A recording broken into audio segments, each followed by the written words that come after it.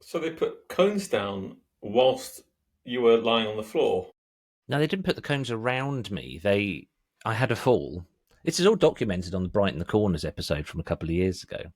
I had a fall. Years ago. I don't know. I have a small child. I don't remember what I read yesterday. And you don't listen to the podcast, so how would you know? No. I mean, why would you? Why would anyone? Yeah, I slipped over in the corn exchange and they put cones up. And somebody kept coming and asking me, they offered me some blue roll, like that ubiquitous blue, like paper toweling stuff. And asked if I needed help up, which I did. Why is it blue? Is it because they can't stand the sight of blood like they used to use blue liquid in tampon adverts? No, it's. I think it is to do with food production. So if you work on a production line that does food and you cut yourself, you have to wear these special blue plasters. And it's just so that they stand out in food, but they also have metal, like fine bits of foil in. So if you chop off the plaster, or you can see it in your food. Well, the way to get through that is just to chop off your finger and then put that to one side, and then you can just put your whole body into the giant pasty, or whatever record attempt you're going for. Pasty. Yeah. So I think blue roll is blue, so that. What body part would you put in a giant pasty? How giant are we talking? Because basically, I could barely struggle. I could barely get snack size sausage roll, really. Oh, well, that's better than the start I had planned for this episode, which was there once was a man from Nantucket who. So you push the plunger down, and it ends up just coming out as like a little puck of coffee there, which is really neat and tidy. And then you have a nice drink to drink. Hello, you're welcome to. I was going to say you're welcome to listen to Beat Motel, but you're welcome to switch off and do anything else. This is really about me and Sam. Oh yeah, I actually ended up buying one of those AeroPressers. Hey, you did? Yeah, but it's just as I left where the place in Finland, they don't tend to deliver stuff to your home. That costs quite a lot of money. They deliver things to like a locker box. Oh yeah, in we've got supermarket everywhere. Yeah, and so yeah, it's sort of in a locker box in not too close to where I am. So once where you scan your phone and then you have to like look around to see which door's going to pop open. No, it's Finland. You have to type in a code, or you have to ask a nice person. Yeah, they're awesome. So we are going to talk about music today, or we're going to at least attempt to talk about music. I quite like talking about coffee and body parts and being old and falling over. What body part would you like to put in coffee? In coffee? Yeah. I kind of do it the other way around. Instead of putting parts of my body in the coffee, I put the coffee in my body. Have I been doing it wrong? Coffee in parts of my body. Coffee enema. That is a thing, a coffee enema. Have you ever had an enema? No. No? I don't understand how it works. I mean, I've seen the apparatus from when I was training to be a nurse. You have two options. Take the safe search off your internet and have a Google. Or just go and get your garden hose and. That'd be more of a colonic than an enema, really. So the enemas that we saw, that was just like a little. Do you know what? Sometimes when I think back to my nursing days, I'm kind of glad I didn't pursue it because I think I might have misunderstood some things. I was about to say the enema thing looked identical to a tube of superglue, which would have the complete opposite effect of what you wanted an enema to do. You're firing a little bit of something or other, your bowels go into spasm and off you go. You're off to the races. If you stood on a skateboard at the time, it's like powered along. Should we have a riff of the week? Yeah. Here's your riff of the week, and it sounds like this. Go. Filthy. That was, and I'm going to butcher the pronunciation of this. I need to get up the appropriate app to find out what it's called. Honningbana, who are Norwegian, and they sing in a dialect of Norwegian, so it's not like Norwegian. It's sort of a local dialect, and the Suffolk English? Schaffer. Yeah, maybe like Suffolk English. I don't know enough about but I mean, in a weird way, it's more about the drums and the vocals and everything that's going on around the bass, because the bass is a pretty, like, don't like to use this phrase, but I'm going to use it because I'm stupid enough to do it. Basic bitch of a bass riff. It is sort of like punk, bass riff. I know how to do that. But the way it's played with, it's played with just aplomb, and he plays it like with like conviction. And a plectrum. Or they play it. I don't know if it could be a woman. They play it with real conviction, and you're going, yeah, okay. And then the drums kick in, and they've got the like the cowbell thing going on, and you go, okay, this is different. And then the vocals kick in, and then the drums do the sort of some crazy fills, and they're sort of like post-punk echoey guitar things scratching around like on top, and you're going, this is not where I thought it was going to go. And the rest of the song, it's all incredibly satisfying. That song, it's such a good song. It's incredibly satisfying, but it never takes you to the thing that would just go, oh yeah, they're just going to layer guitars on it. They're just going to do this. They're just going to break out into this. No, they never do that. And it's so fucking good, though. There's a worrying trend that I think all listeners should be concerned about, and that's me doing some research for each episode.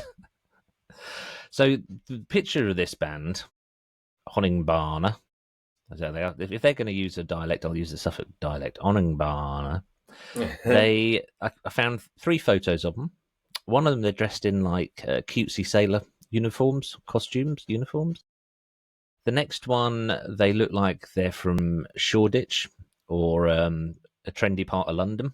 They've got kind of the hipster facial hair going on. But then in the other one, they look like the cast of Emmerdale. So they've got quite a collection of things. But do you know what the themes of this song are? No, what themes of this? It delves into themes of friendship, personal growth, and the tension between nostalgia and the desire for a better future.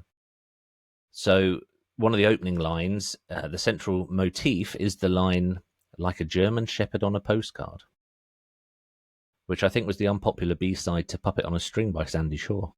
I like this photo because they obviously have, where is it? They have one very tall member of the band whose whole face is just cut off. That's so brilliant. It's just not there. It's just yep. Sorry, mate. We're gonna. See, I used to have to duck when like family photos or first bands I was in. I was like over a foot taller than everyone else in the band. But you're not even 6 foot. But I'm not even 6 foot. But it was the early '90s, and nutrition was great in my household and terrible for the rest of Suffolk. So I grew fast, or as the cliche goes, we had a tall milkman. And I used to duck down in pictures just so that I fitted in. Did you do that weird knee thing that a lot of women do? That weird knee thing? Where they sort of like half crouch. Only if I'm trying not to shit myself or trying to shit myself. It kind of that pose works both ways. Family photos is a very appropriate space to try and shit yourself. What is a photo? Family photos, of course. My family held a mini intervention once because I was so into hot sauce. I got to the stage I could eat this hot sauce that I really liked, but it'd give me a nosebleed. And there's a family picture around at Graham Ross' house. I'm just holding up loads of hankies, loads of bits of tissue to my face. And my family said, "That's enough. That might be what causes your IBS." I went, "No, it doesn't." It did a little bit. It did a little bit. Can't help. It can't help. No. But I still crouch or tiptoe in family photos now, so they're always kind of slightly wrong.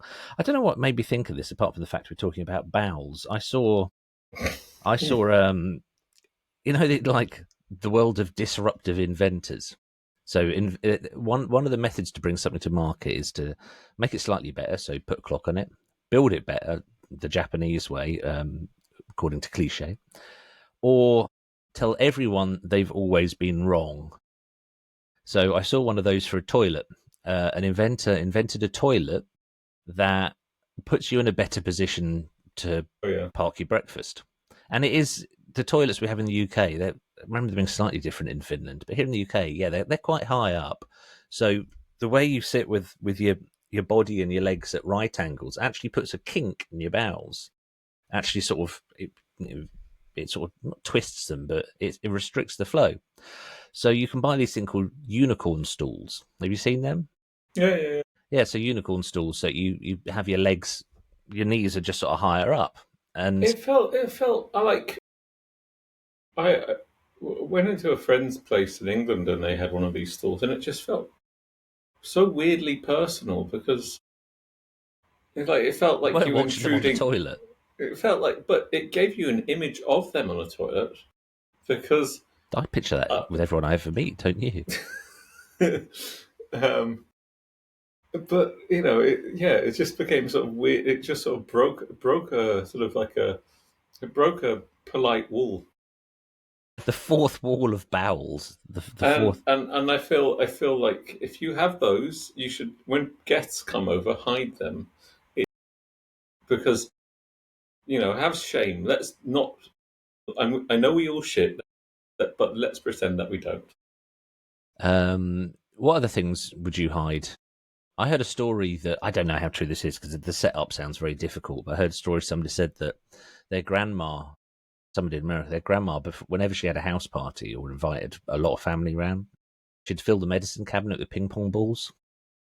And apparently, without fail, at some point during the event, you'd hear somebody had opened the cabinet to look at whatever's in there, and you'd hear all the ping pong balls kind of bouncing around the bathroom. Which I thought it would never occur to me. If we stay in an Airbnb or a holiday rental, I don't look in the medicine cabinet. It just seems to be like Oh, I know. that's yours. I'm a nosy bastard. Like, But what they left? Okay, enemas, uh, brilliant. Super oh, glue, well, maybe I not. don't know why this brings this to mind, but I was looking for like a pour over coffee thing in Finland, and my Finnish isn't the best, but I got the term for this piece of plastic you put over the coffee mug, and then you put a filter in, you cook the coffee, and you pour it, etc., etc. Pour over in English, coffee. And I looked at one website, and it said we couldn't find you looking for. Maybe these would be interesting to you. And one of the options was a butt plug. One of the things, talking about hiding things, one of the things I find always quite funny here is sort of amongst the condoms and the lube, both of which I get. There is there in one shopping market, in one supermarket, there was also a lot amongst those things, which I think you need those on shelves, and I completely support them on shelves. Was anal stretching kit. I think it's like Finland's like for a country that the cliches dictate people are actually kind of quite shy and don't like being that close together. Some of the things they just don't give a flying fuck about, and some of them make total sense, like the fanny phones. So when I was visiting you, went to pizza place, and I've seen these like in your apartment and other places, but in the pizza place with a fairly rubbish little toilet, real one of those toilets as an afterthought, but it still had the fanny phone. So for anyone British listening to this, it's essentially a hose pipe with a little tiny shower head on it. You So mean yeah? what do you call it? A fanny phone. A fanny phone, yeah. It's just a hose pipe with the hose. God, you could tell you don't work in marketing. What are you going to clean the kind of the will knots, and what happens when you get a crumb in your eye? Well, I'm going to use Buy a the hose latest pipe. fanny phone. The latest fanny phone. Mine's Bluetooth enabled.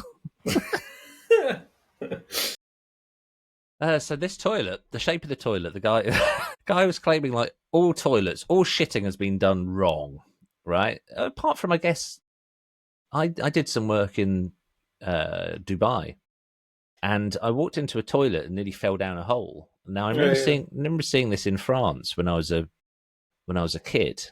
Where you walk in and there's just a fucking great big hole, and two kind of like two flat bits of porcelain. It's like a shower tray that someone's made a massive hole in the middle of, and then there's the bridle bit that you clamp down on, or toilet roll holder, depending on how creative you are.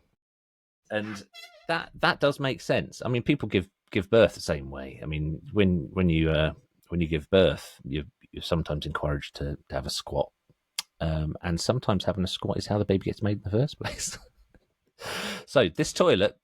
Should we move on to your riff of the week? No, I want to talk about toilets.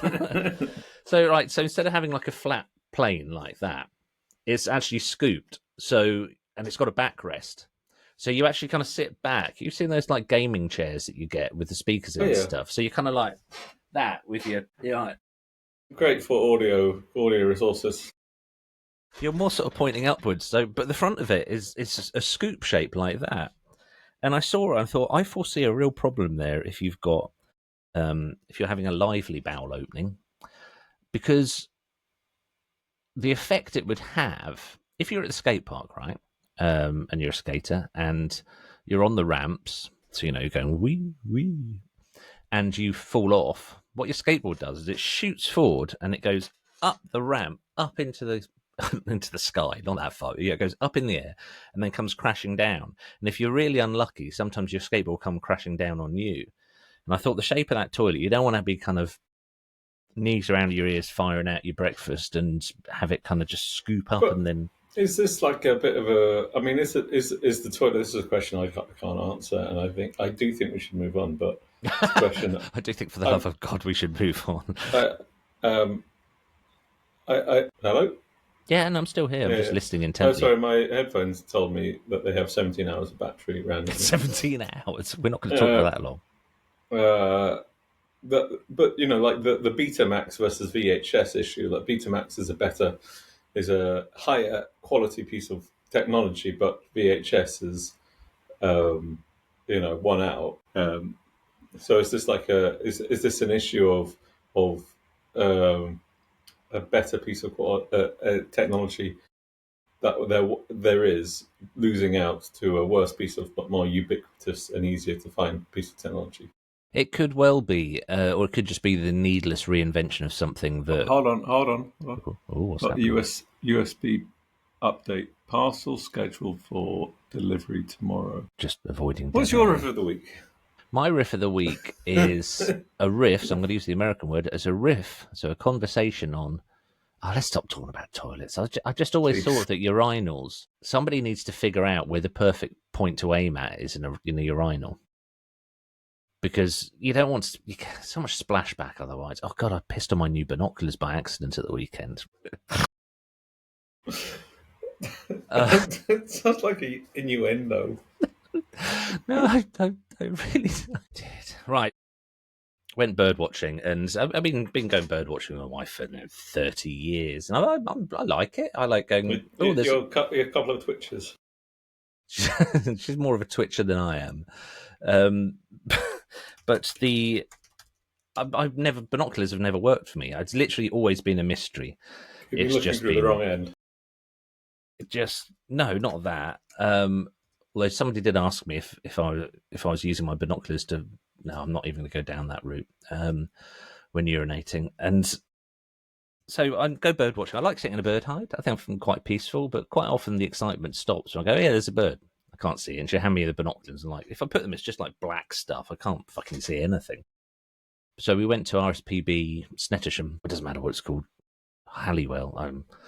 And long story short, Emma bought me a pair of binoculars. And they're really cool. I can actually see it. I understand why people actually look at stuff that's far away. Are you familiar with the Not the 9 o'clock news binocular song? Or the binocular song?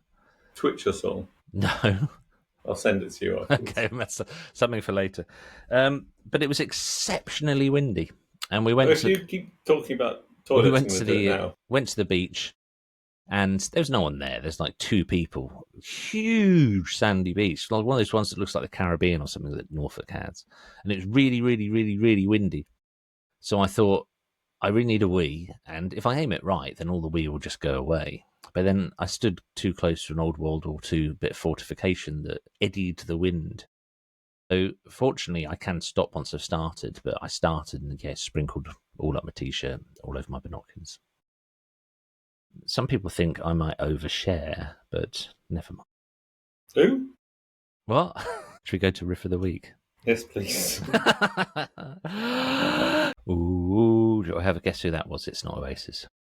I was listening to interview with Alan Buxton the other day. It sounded a bit like some more recent Kate Nash.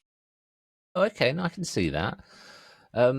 Which Adam Buxter was it? Was it him being interviewed or him? No, him interviewing Kate Nash, Oh, right. who I listened to the early. It made me curious. I just like listening to it because I didn't have anything else to listen to, and I was listening to her early stuff, which does nothing for me whatsoever. This sort of twee um, stuff, but then she's sort of taken on like loads of sort of interesting orchestral stuff in the last album, and it was much more interesting, and I quite enjoyed it. And it sort of, but that was a bit more bandy, and that was a bit more. The vocals were in my head a bit less grating than Kate Nash's. No offense to Kate Nash, but her vocals not my favourite. That was BC Camplight, who I've seen twice in Ipswich, although apparently Terrible name. apparently he doesn't remember being in Ipswich the first time, so he's not singing on that bit. That's someone called Abigail Morris, and I just thought I'd do a quick Google search on Abigail Morris. There must be several people with the name Abigail Morris, and I'm leaving it at that. And the first time I saw BC Camplight, I was like, yeah, I know people like this. He's an American guy, and second time was in a really cool venue in Ipswich called the Baths, and again I was like, this is good. He's a good performer. It's enjoyable, but it's a bit not quite yacht rock, but it's a bit kind of 70s. I don't know. Big elbow pads. Yeah, it's a bit that. But then this song, shoulder pads, elbow pads, shoulder pads, just leather patches everywhere, knees, eyes. But yeah, so this song's called Two-Legged Dog, and it's featuring Abigail Morris, and there's just something great about that. Badonga dong dong. In fact, I'm going to hear the badonga dong again because I can do that with this new bit of software. A little lovely bass there. It is quite a study of 70s, kind of like smooth. Well, I don't know. That's quite madness. Oh, I suppose it is, isn't it? There you go. There's sort of like there's a whole load of like it's quite an interesting sort of set of sounds of sort of like, oh, this is going to go very modern sounds to open up with, and then madness, and then it goes a bit quite yacht rocky. Quite yacht rocky. Right, so we've made it. It's not quite a record, but we've made it 24 and a half minutes into an episode without discussing the the theme. So the theme is albums that feel like coming home. And it's toilets. And the theme is toilets that feel like coming home, because it's never quite the same shitting anywhere else other than your own toilet. You need like You don't relax. You don't relax anywhere else apart from an empty house. An empty house. No one else there. Do you still shut the door if the house is empty? Yes. You do? Just in case there's a burglar. You don't want to see a burglar walk in and see you pinching a loaf. Away for a week, and my boy was in daycare, and I still shut the door.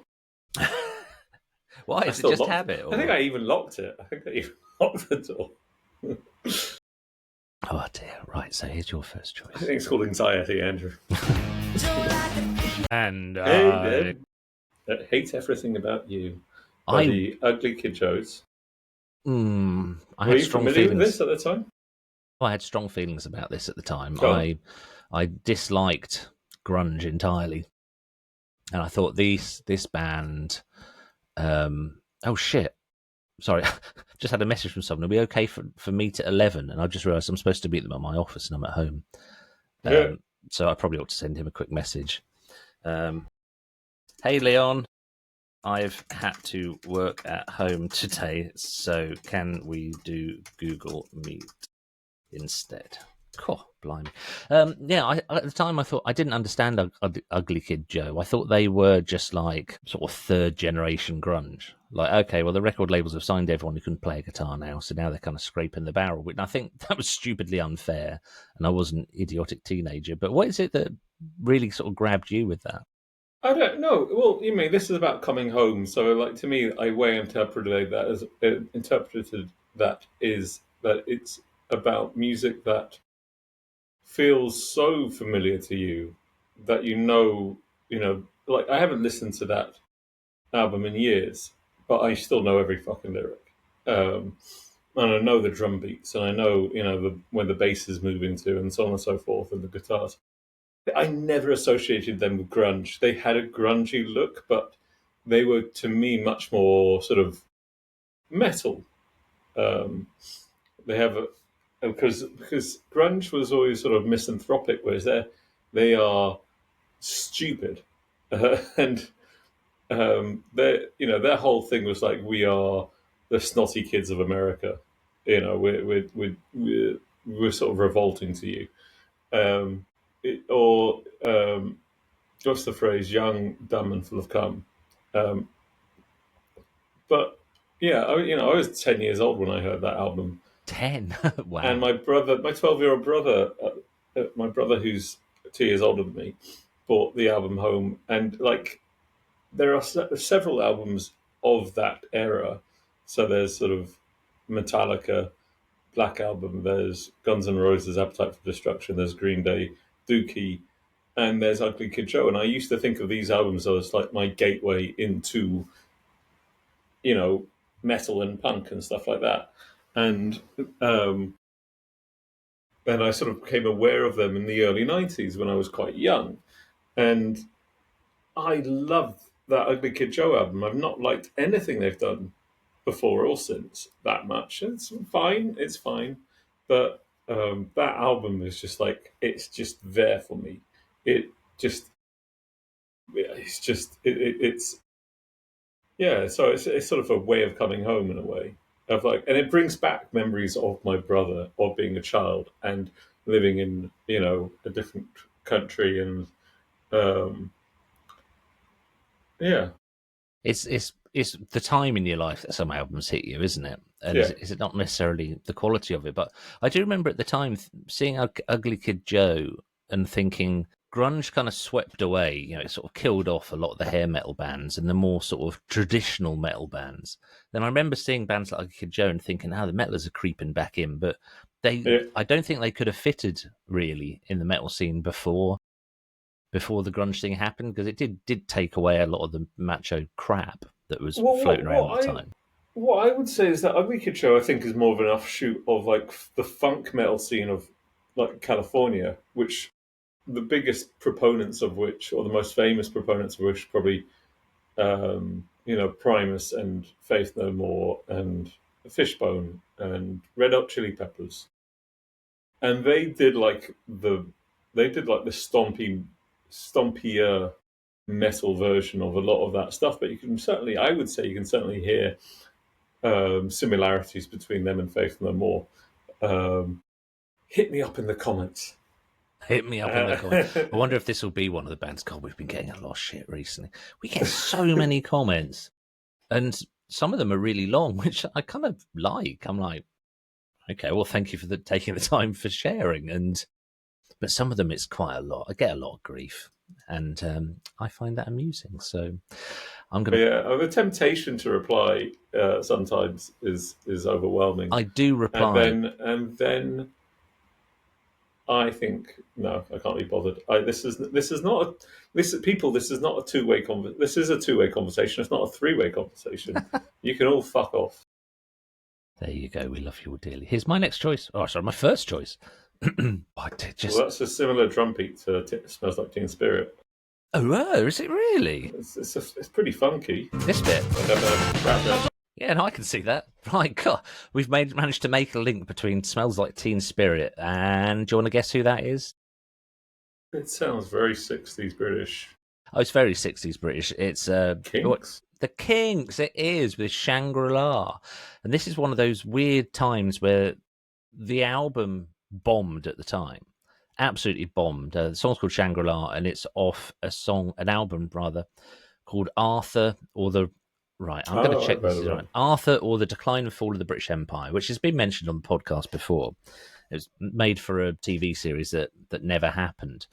And like you said about Ugly Kid Joe, I don't listen to this album a lot, but every single one of the tracks off that, I know every tiny little bit, although I had never made the connection between Shangri-La by the Kinks and Smells Like Teen Spirit. Well, I'm sure, the Nirvana were incredibly well versed in these things, because it's well known that Dave Grohl, at least on Twitter now, it's well known that Dave Grohl stole the intro, the drum bit from like a disco song. Really? Well, it's that's what makes interesting new music, kind of putting the things together. I think with metal bands, if they all like exactly the same thing, they're going to sound like that thing. Yeah, and so it's quite interesting to hear that There was something in the beat that sort of has the same rhythm basically that Dave Grohl's playing on Teen Spirit, but it's a real driving rhythm. It's really cool. It's really, and yeah, it sounds like a great song actually. It's a corker of an album that didn't even chart when it was released, which is bizarre because it's 1969, so it's not that long after the Kinks were selling they're out on top of their Hollywood Bowl game and at stuff. those. Yeah. They're on top of the game at that point, aren't they? Then I can't remember Village Green Preservation Society's before or after. The same thing. Like all the songs on that, their life is bigger now than it ever was at the time. But what strikes me weirdly about the Kinks is that, compared to, say, something like the Beatles, who lived in the studio at that point, but the Kinks, this is 1969, the Kinks sound like they're recording pretty cheaply in a garage. It's quite, the mix is sort of all over the place, and, it's pretty sort of rough recording. It's quite. I'd say Even for the time. for that period, it's quite loud, and I mean loudness like the way it's mastered. Like some Metallica albums, the loudness is like a lot. I think it was recorded in Conk, which was their studio, which has been so many albums have been recorded there. The only one I can think of at the moment is the first Elastica album. Did I tell you I found out why Elastica get played so much on Six Music? I don't know if I ever told you that was something I was wondering, but they get played a disproportionate amount considering how little output they had. It's because all their songs are really, really short. So when a DJ messes up their timing, they can chuck on if they've got like a minute and a half to go till the news, they can just chuck on an Elastica song and it fills the gap. Why don't they actually broaden out and play some hardcore punk and, jazz punk shit then? Play like half a Circle Jerks album in that time. Yeah, exactly. I mean, this is the thing that always fucked me off about Six Music was sort of this, we are the inheritors of John Peel, and yet no, it never dabble of any of the experimental extreme stuff that he is actually quite famous for doing. I'd say apart from Stuart McConey, who does the Freak Zone and the Freakier Zone. But it was mixed in, the point of John Peel was that, to my understanding, was that you never knew what you were going to get. And so Six Music is predictable, and it's sometimes a bit reverential as well. They do a thing in the mornings now. They've got someone called Nick Grimshaw, who I do like. I think his personality is just, I don't know, it just sort of sits right. It's not too hyper. It's not too sort of sedate. But they do a thing called cloud busting. So let's sort the ident. Cloud busting. And they're basically doing a Radio 2 for an hour. They just play safe stuff. They play like, here's a Primal Scream song from 1992. And I've got to say, it's not a bad thing to hear first thing. I'm not sure I want to be challenged while I'm kind of like just slogging through the morning routine. But I've got a theory, right? I've got a theory. Sorry, that's a Buffy the Vampire song. I've got a theory. It could be Barney's. There'll be at least 3 people listening to this who will know exactly what I meant then. And they're going to comment and they're going to be like... Tell me I'm wrong. I would have thought they're going to be so excited that there's a Buffy the Vampire Slayer reference. They're going to bang one out. Bang one out. Bang after bang after bang. I forgot my point now, so fuck it. Let's move on to the next song. Your choice. I've got to listen to this album every time you mention it, or every time I hear it on the radio. I think I must listen to the album. Well, this is Black Sheep with The Choice Is Yours Revisited, and that was a weird one because it got it got MTV play back in the day, but me and my brother couldn't really remember where it was from. A Tribe Called Quest were obviously the figureheads of the scene. I thought this was Tribe Called Quest for years. Yeah, exactly. It's sort of the Tribe Called Quest were the figure of the scene. It's the same scene. They were connected to all of that native tongue stuff. And my brother for years remembered only that break. So it's probably one of the best breaks ever. Yeah, and we kept coming back to it. We kept coming back, and there was some awful remix thing that lifted that break late, like some point in the 2000s, and that was rubbish. And we kept coming back to it, and then I sort of when the internet became good enough to find things like that, I typed in that verse, that break. It's like a That's the kid's only thing I nursery can rhyme, isn't remember. it? I don't know what it's from. Yeah, I think Um, it's like, yeah, it's a kid's. Not an American wouldn't be a nursery rhyme. It'd be like they call it Americana and have a whole fucking festival about it or something. but it's that. And I guess this choice in Ugly Kid Joe would be, I could have gone for more, the bigger choices, but actually that one, A Tropical Quest, I've listened to a lot since. Black Sheep, I haven't listened to that since, but I never really listened to the album when I was that age. But again, it just brings me back to being a kid and like what we were. A lot of weekends and a lot of school holidays were shoved in the back of the car, and we sat in hotels and watched MTV and Eurosport, and that was the only thing that we had, because satellite wasn't a big thing back then. That was the only stuff we had access to. The evolution at the time of hip hop was incredible because first album I bought was Raising Hell by Run DMC in 1986. And if I've got that wrong, people will let me know, which is nice. But that's 1986. This, Black Sheep, is... I'm trying to look to see where it is. So, sorry, 1986. This came out 91. That's absurd. 5 years. 5 years difference between... I like Run DMC, but it is pretty templated. They got a thing and they stuck with it, basically. But then this sort of thing, and I saw a brilliant interview on one of the hip hop documentaries speaking to Daryl, was it, from Run DMC? And he said somebody played him Eric B. and Rakim and said, "What do you think to this?" And he just said, "It's over. We're finished," basically, because it was such a massive evolution, not a small little step forward, but like complete, like Tribe blew my mind at the time. There's this track a bit like the Kinks, though. I don't think it was a hit at the time. From what I can figure out, it got to, I don't understand the American charts. I think they're weird. It got to number 57 on the Billboard Hot 100. But what is the Hot 100? Is that like the chart in the UK? Do we even still have the charts in the UK? We do, but they're all bastardized by Spotify. Well, yeah, I could say like Ed Sheeran has like the entire top 10 or something. Yeah. Well, cracking choice though. Absolutely love that. I'm going to listen to the album, see if that holds up. Because it was an odd time for hip hop albums at the time. They put skits on it. Even Wu-Tang put skits on it, which that Blackout, if my memory serves me, it might be worth skipping the first Black Sheep, the first song on the album. Because is it like some hilarious skit on something or other? Or let's go for this one, and this might have the longest title of any song I've ever chosen, outside of Sunno, who just push their luck with stuff like that. That is Oasis, come on.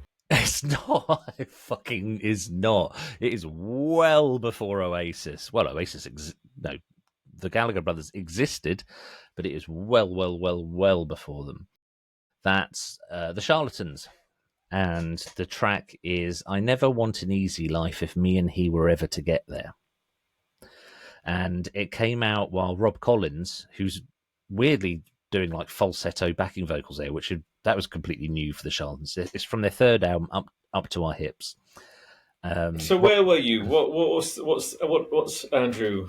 How old is Andrew? What's he masturbating to? 1994. I'm sure this was older than that. No, 94, because I was at college. I bought this. This was a weird time for the record industry because they'd realised they could make a shitload more money with CDs, CD singles. So a lot of the time you'd get CD1, CD2, because when the sums were done for the charts, when people, notepad and pen or scratching it with a stick in some dirt, figuring out what would be number one. If you released more than one version of a single, they both just counted as two. But then all that was going on, and it was kind of a cool time to be in a bands like Blur because and Suede, because they'd release a single and you'd get up to, if you bought the 12 inches or the CDs, you'd get up to like 7 other B-sides with a single. You basically get an album 3 times or 2 times before the actual album came out. So the bands were like churning music out. But the Charlatans single was the complete opposite, because it was released in a cardboard box for some reason. I'm not sure why. but it was released and deleted on the same day, which I don't know if any other bands have done that. I'd love to know, because I don't know what the reasoning is. It doesn't make... Okay, It's you not... don't know why they did that. Don't know why they did it, because you had to buy it, and I did. I've got this somewhere, but you had to... Yeah, you had to buy it on the Monday. That was your choice. After that, it was deleted. It was removed from the record shops. So I don't know why you would do that. And were there a lot of bands around at the time who were playing music like that? Did they stick out quite significantly? That sounded like that? Yeah. At the time, I'd say yes, but they were the best, and I didn't understand why at the time. And it's because they, having now read Tim Burgess, the singer's autobiography, they were quite consciously not standing still. So the whole shtick of the band is dancey drums, sort of fairly upbeat dancey drums, but a lot of the rest of the sound is based on Motown. So the bassist Martin Blunt, who formed the band, was absolutely obsessed with, like Donald Duck. What's his name? The bassist of Wrecking Crew? So they were like, look, I want to make Motown, but we are white guys from Northwich near Manchester, so we're going to do our thing. But the other thing that they really stood out for is the guitar playing was really, really cool and really inventive. That's why I chose that little, I guess it's a solo, because it's not E, or like the Jimmy Page thing, or that lad from Slayer just fitting as many notes as possible. It's actually like more Graham Coxon. It's more half chords, funny little shapes, but it's more about the flow and what it contributes to the song. So yes, there were other bands that sounded like them, like the Milltown Brothers and a whole bunch else, but none of the rest of them sort of got it, or I certainly didn't feel that way at the time. There were a lot of copycat bands signed, but then they were signed because it was a part of the Manchester thing. They just managed. Well, they're still sticking it out now. They're still putting out albums and still doing really well, which is a hell of an achievement. So there's a massive thumping noise behind me. Oh, it's the cat coming in. She's a heifer. But that album and that band as a whole, it's like a warm blanket. It's just cozy. You know what I mean? It's nice. Weirdly, when that came out about a week or a month or two after Rob Collins, the keyboard player of the Charlatans, was sent to prison. Do you know this story? No, I mean, this is one of the things that this podcast has illuminated to me is, and I was just thinking this is probably a reflection of our choices quite a lot, is that not growing up in the UK, my musical history really scratches the surface of British stuff. And I'm much more sort of engaged in Americana, and that's because of the force of American culture in the 90s.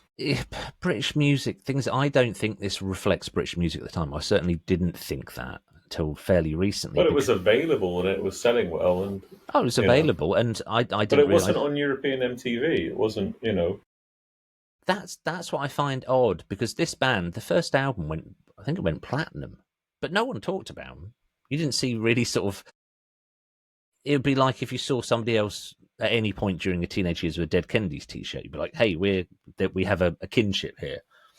I didn't think they were that big, but they sold a lot of records. So much so that in America they had to change the name to the Charlatans UK, because there was another band called the Charlatans. Then that traded when Nirvana started, and there was a British band called Nirvana. Anyway, so the keyboard player, they had quite a challenging history. Although interestingly, Tim Burgess singer refutes that. So their bassist Martin Blunt was sectioned just after the second album came out, and he made a good recovery. The drummer died. He had a brain hemorrhage. He not a brain hemorrhage. He passed out on stage. It turned out he had brain cancer, and sadly he died. But the keyboard player Rob Collins was he was out with one of his friends, and he was driving, and his friend's like, I just need to pop into this off license. It's like, okay, so he pulled the car up.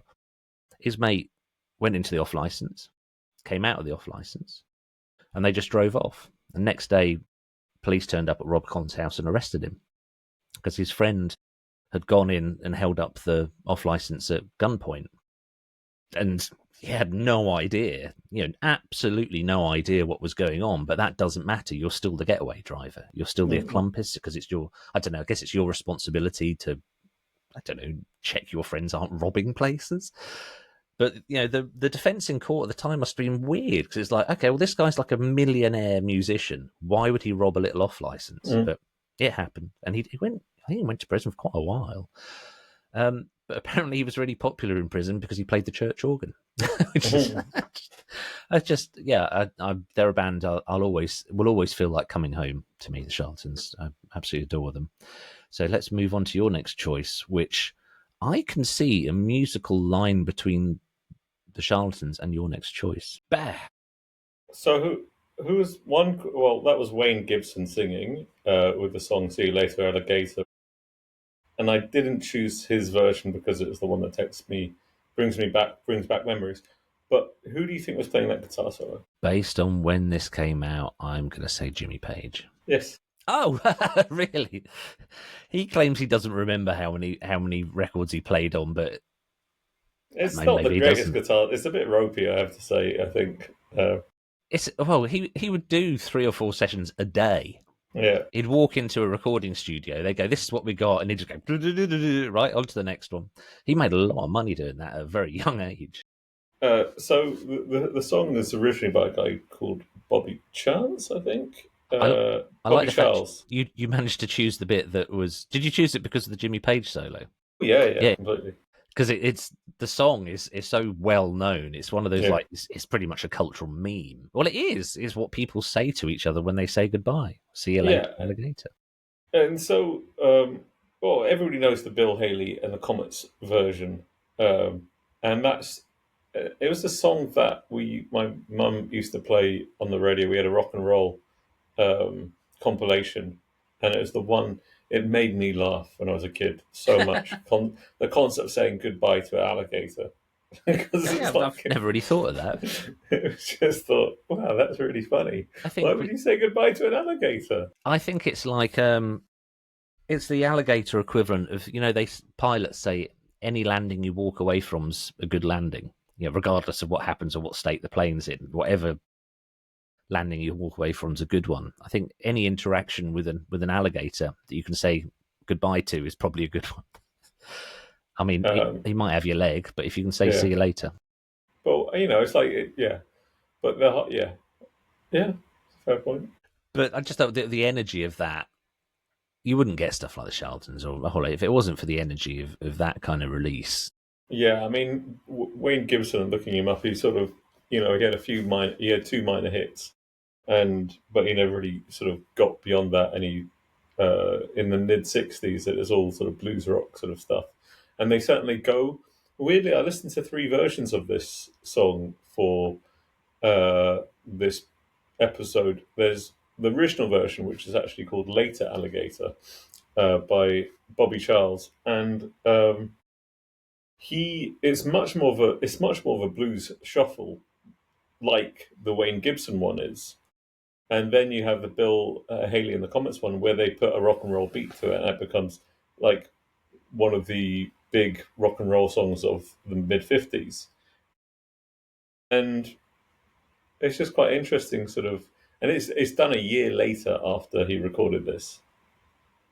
They didn't hang around, did they? Mind you, this is a time when it wasn't unusual for bands to put out 2 albums a year. But it's also, that thing of like Bill Haley gets a lot of stick for sort of like making rock and roll kiddie, basically. What, simplifying it or dumbing down? Yeah, basically taking the sex out of it. It's so.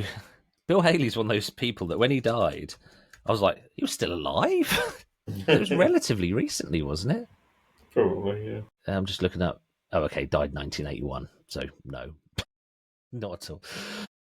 I think this is classic ill-informed Beat Motel thing to say that will get me some shit. I think it was not that unusual at the time because obviously this is a pre-globalized world, certainly not globalized to the extent it is now. It wasn't that unusual at the time. If something was a hit in the States, then a record label in the UK would go, right, Wayne, sing this song. It sold well in America. Let's see if we can run it up the flagpole here, rather than what then became the norm of if you had a hit in one country, you just repress it in another country. It's I don't know. I think it's an interesting topic that I might do some research on, or might say I'm going to do some research on, and then never actually do. Fair enough. Right, my next choice, by pure chance, is this. I mean, amazing drums and bass, but pretty ropey guitarist. It kind of is. I mean, it's that Jimmy Page does. Sorry, in case anyone doesn't know what that is, that's Achilles' Last Stand by Led Zeppelin. But he does this weird thing where he starts to go into a bit of melody, and you're like, okay, this is gonna do something interesting. A bit like who's that grumpy lad from Pink Floyd? That guitarist. He sort of doesn't play a lot of notes, but picks them very carefully, so it actually tells a story. You know, it arrives somewhere and goes. Dave Gilmour. Pink Floyd can do one. And then he gets halfway through that and just goes, no, I'm going to cram in loads of notes. And they're sort of like oddly out of time, I think. They're just sort of like, what are you doing? But you can actually hear quite a connection in that style between his playing on See You Later Alligator and his playing in 1977, I'm going to guess, for Achilles' Last Stand. It was off. It sounds like he liked a winged solo, let's say. Winged? Yeah. What, like you'd wing a bird to stop it flying?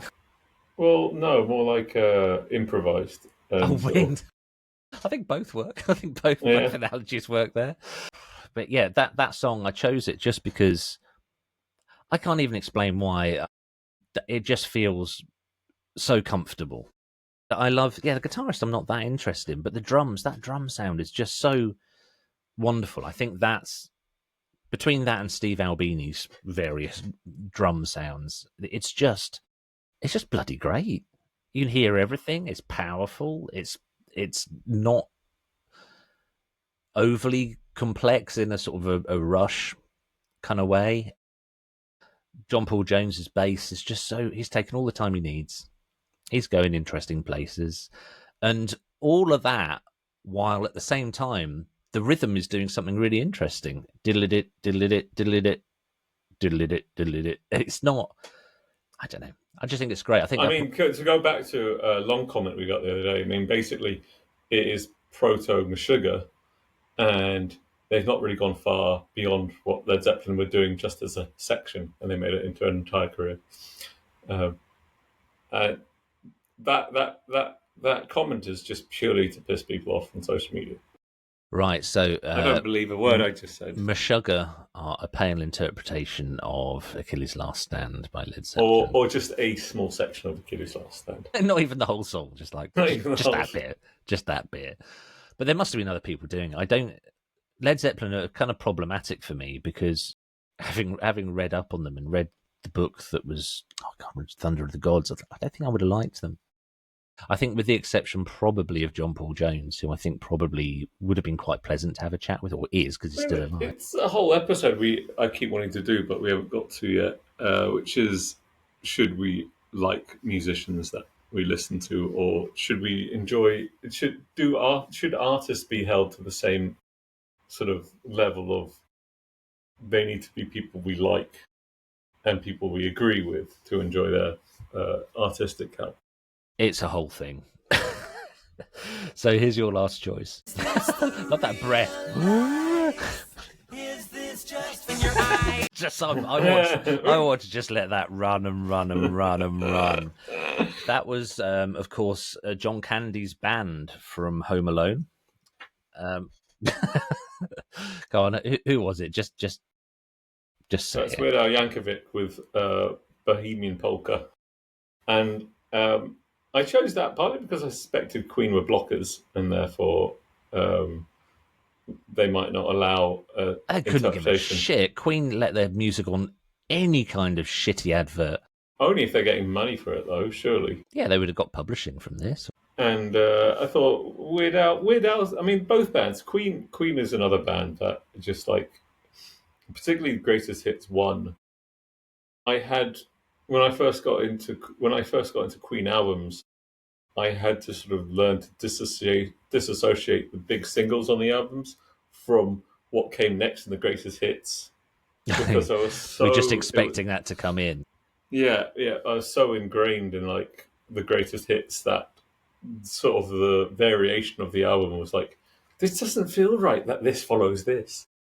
And the other one was Weird Al. Like, Weird Al sort of brings me back very much to being a teenager and sort of that discovery of sort of teenage puerilness. And but Weird Al is like the most wonderful expression of like teenage a humor that sort of excites as the teenage. Like, oh, I didn't know we could sing, songs about being fat or take the But piss. there's no It is. nastiness to it either, is No, there? there's no It's so kind nasty of to it. pure and pleasant.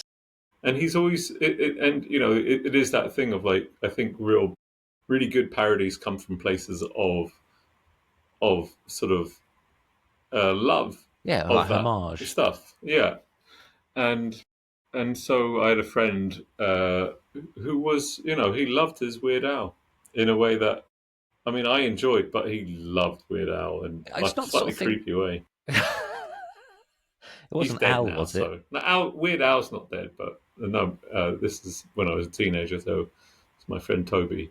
Toby, I like Toby. Yeah. Um, it's just, I don't know when I'd put it on. When I hear music like Weird Al, I'm like, I don't know what scenario I'd sit down with a decent novel and a cup of coffee and Yeah. rug over my knees and put on Weird Al. I Yeah. don't know where it fits in. No. Maybe it's good exercise music. Maybe I should try it in the gym. I love that idea of like there being like a real muscle bound kind of like steroid bro pumping iron at the gym, and like so you walk past, you just hear Weird Al's polka music leaking from his headphones. That's fantastic. Right, the last track. I've chosen this for like semi-romantic reasons. Oh shit! I've just remembered. Emma sometimes listens. My wife sometimes listens to this podcast. But I've chosen this for semi-romantic reasons because it was a single I bought. I can't even remember why. I was in Rex Records and I just went in Ipswich and just went, I'll buy that, and didn't realise for years that it was a cover. But I can remember playing it to Emma when I first met her, and this whole album just became like the motif for the first summer that we were together. Well, first winter, actually, I guess, because we met in November. And that's why I've chosen this. I don't know, it might amuse you, actually. I've overhyped it now. I should just press play. Is it Lionel? I wish it would be like Lionel Richie. I thought I'd just cut it there just to like reveal what it is. Is that Jamiroquai in their punk days? I'm not going to I ruined it for you? I'm not going to let that ruin it. I'm not going to let that ruin it. No. No. Bad, Sam. In your bed. Do you recognise what it was a cover of? It's a cover of Motorhead by Motorhead. Listen to the bass playing is just. I'm going to play just listen to the bass. Like, it's just a thing of wonder. So that is Lemmy style bass playing, but with a chicanco. That bass playing just. I can remember hearing that, and that might be why I bought it. Actually, just my mind just kind of popped. Just kind of went, holy shit. That's Corduroy with their cover of Motorhead. Have you heard Corduroy before? They troubled the lower reaches of the charts sometime around 1994-5. What are you doing with your fingers? Troubling the lower reaches of the screen. They were on Giles Peterson's label Acid Jazz, and the first 2, possibly 3 albums Corduroy released were just wonderful, wonderful pieces of music. This is when this is just the warm-up to Britpop. So you said earlier, what other bands sounded like the Charlatans? And I said, well, it was a scene. Corduroy, no one sounded like Corduroy, not in the slightest. They sound like they're having a great time, though. You want to be part of that party.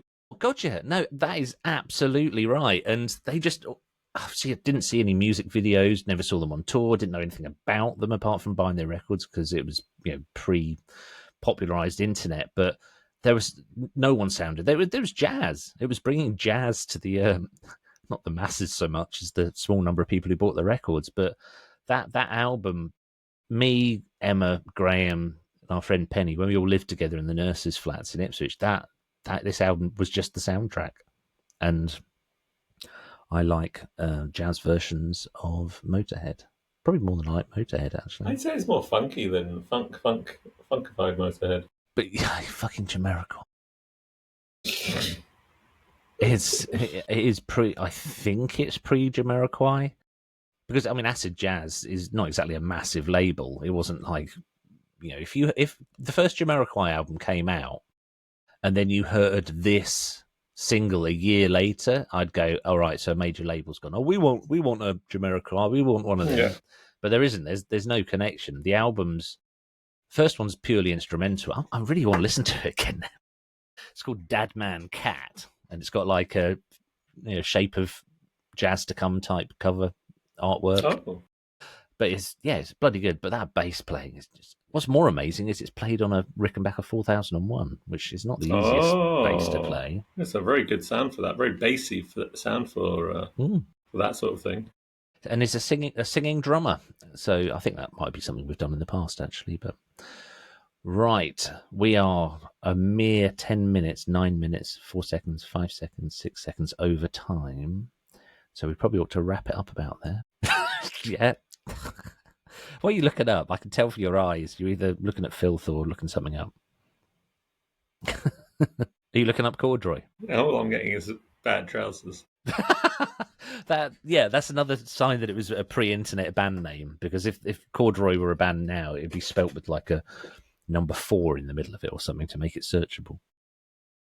Look up Dad Man Cat. It's well worth it. Right, I am going to go.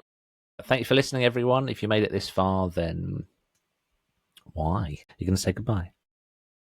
No? Okay. I can't press the button. When I try and press the button, it just